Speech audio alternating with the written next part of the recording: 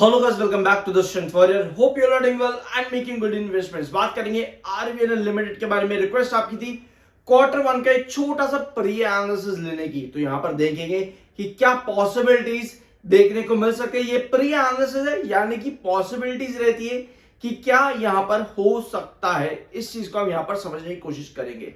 Apart from that, railways के stocks अगर आप देखोगे तेजी नहीं बनी है।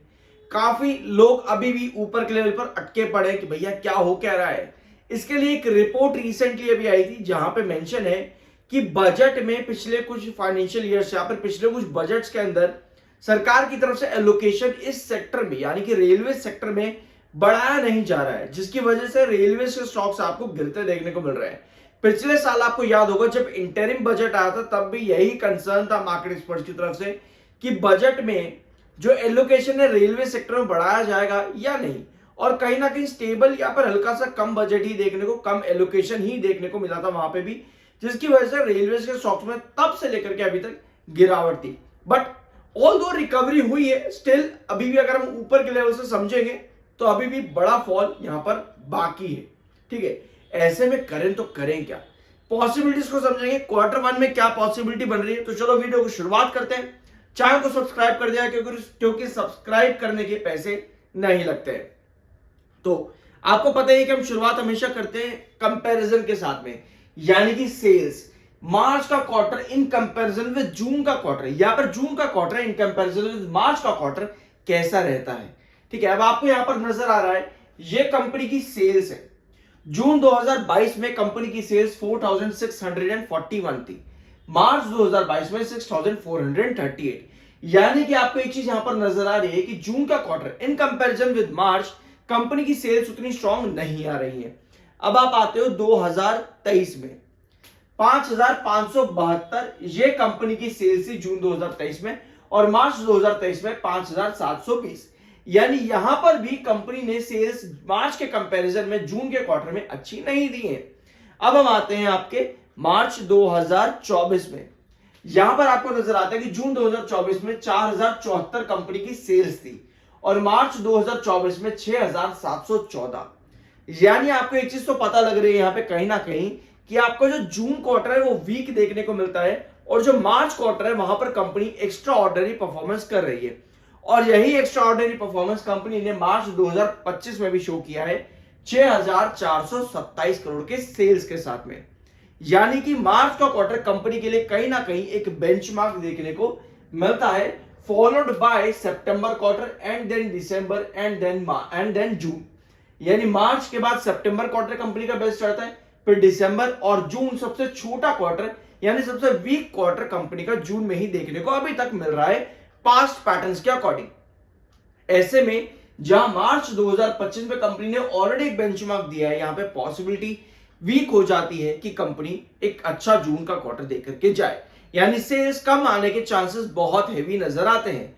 अभी रिसेंटली आपने कुछ कंपनीज देखी, जैसे आज मैंने आपके साथ जेपी पावर का वीडियो डिस्कस किया है, प्री एनालिसिस मैंने आपका उसके अंदर दिया है जेपी पावर के वीडियो में। क्यों? क्योंकि जेपी पावर में जून का क्वार्टर सबसे बेस्ट क्वार्टर रहता है, जाकर के चेकआउट करना। तो क्या ये प्री रैली है स्टॉक में? तो कहीं ना कहीं जब भी आप प्री एनालिसिस करते हो, खुद से भी करते हो, तो आपको पता होता है कि क्या पॉसिबिलिटी आपको मालूम पड़ती है बेसिकली कि क्या मुझे एक प्री रैली देखने को मिल सकती है या नहीं। आपको पता होता है, पॉसिबिलिटी समझते हो कि कंपनी अच्छा नंबर देगी, तो आप पोस्ट रैली का भी वेट करते हो कि भैया पोस्ट रैली देखने को मिल सकती है। तो आपको पॉसिबिलिटी से संभल जाते हो आप। कहीं ऐसा ना हो कि आप किसी खराब क्वार्टर जहां पे कंपनी बहुत बुरा क्वार्टर देती है उसी क्वार्टर से पहले आप लेकर के बैठ गए और पता चला कि भैया नंबर तो आपको पता ही नहीं थे, ना कोई प्री एनालिसिस ना कोई एनालिसिस, कुछ नहीं किया, नंबर बुरे से बुरे और धड़ करके नीचे फिर आप आ गए। तो वहां समझदारी नहीं है। इसलिए बेटर यही है कि मार्केट में जितना नॉलेज गेन करते जाते हैं ना, चाहे वो कोई भी चीज हो, ये बहुत इंपॉर्टेंट है। फाइनेंशियल्स किसी भी कंपनी का सबसे इंपॉर्टेंट पार्ट होते हैं, और लोग इन्हीं चीज को रीड नहीं करना चाहते। आसान है, ज्यादा मुश्किल नहीं है। आप चाहो तो आप लोग भी इसको समझ सकते हो। जिस तरह से मैंने यहां पर देखा कि जून का क्वार्टर अच्छा नहीं आ रहा सेल्स में, आप उसी तरह से कंपनी की प्रॉफिटेबिलिटी चेक कर सकते हो कि मार्च के क्वार्टर में जून का क्वार्टर की प्रॉफिटेबिलिटी क्या आ सकती है। और प्रॉफिटेबिलिटी के लिए आपको दो सेगमेंट और यहां पर देखने होते हैं।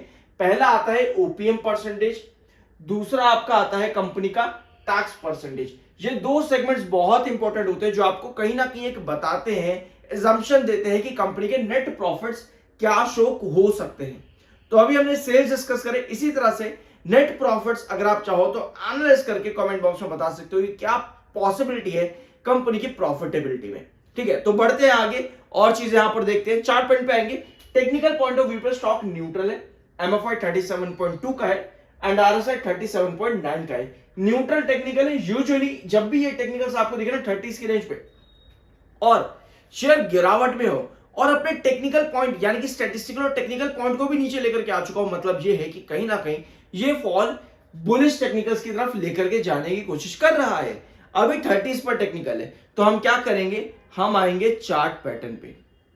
ठीक है, ये है आपका चार्ट पैटर्न आरवीएनएल का। अब आपको यहां पर क्या नजर आ रहा है, जैसा भी हमने देखा कि स्टॉक कहीं ना कहीं टेक्निकल और स्टैटिस्टिकल पॉइंट ऑफ व्यू पर कंट्रोल करने की कोशिश करता है 30s के टेक्निकल पे, 30s के आरएसआई एमएफआई पे। अभी आपके पास क्या पोजीशन यहां पर बन रही है देखते हैं, गिव मी 1 सेकंड। ठीक है, अभी आपके पास पोजीशन ये बन रही है कि स्टॉक ने एक सपोर्ट को रिसेंटली हिट किया है 381, 380 आप यहां पर कह सकते हो, 380 लास्ट सेशन हिट किया है। और आपको यहां पे नजर आएगा कि एक बार और दूसरी बार यहां पर आपको बाहर नजर आए।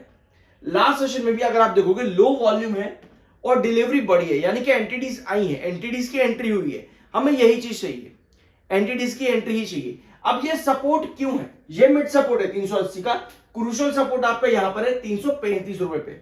ठीक है, मिड सपोर्ट आखिर 380 पर ही क्यों बन रहा है, क्योंकि ये मिड सपोर्ट आपका पहले रेजिस्टेंस जोन था।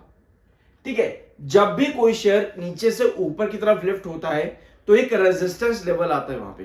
ठीक है, उस रेजिस्टेंस को ब्रेकआउट करने के लिए स्टॉक उस रेजिस्टेंस पर सस्टेन करता है या फिर एक ऐसी कैंडल फॉर्म करता है जो कि बुलिश और सस्टेनेबल कैंडल हो, जो कि यहां पर नहीं बनी, यहां पर नहीं बनी, यहां भी नहीं बनी, बट यहां स्टॉक ने सस्टेन किया, क्लोजिंग अपने रेजिस्टेंस के ऊपर दी जो पहले इसका रेजिस्टेंस था। तो स्टॉक ने अब जब ऊपर की तरफ ब्रेकआउट बन चुका है, वहां से जब नीचे गिरेगा तो अपने उस पुराने रेजिस्टेंस को सपोर्ट बनाएगा 380, जो चीज आपको यहां से नजर आई।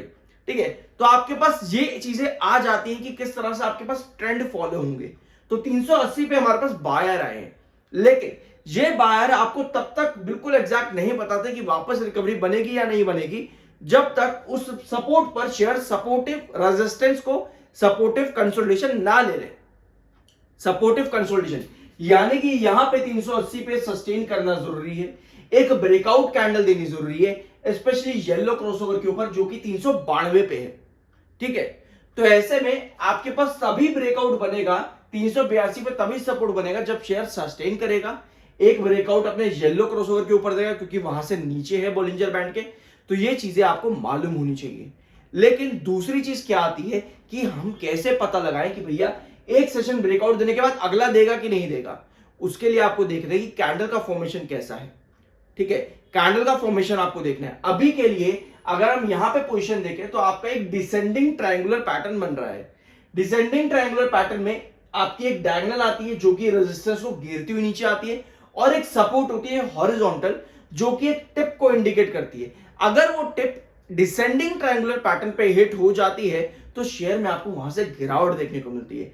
तो 380 डिसेंडिंग पैटर्न और साथ में सपोर्ट जो पुराना रेजिस्टेंस है सस्टेन करने में, दो तरीके से आपका अभी यहां पर नजर रखनी चाहिए, डिसेंडिंग पैटर्न से और सस्टेनेबल कंसोलिडेशन जोन की वजह से 380 काफी इंपॉर्टेंट हो जाता है। तो अगर कुछ सेशन सस्टेन करता है तब पॉसिबिलिटी कि यहां से ऊपर जाएगा, अदरवाइज नहीं कर पाता तो डिसेंडिंग ट्रायंगल बनाता हुआ यहां से ब्रेकडाउन की पॉसिबिलिटी नजर आती है।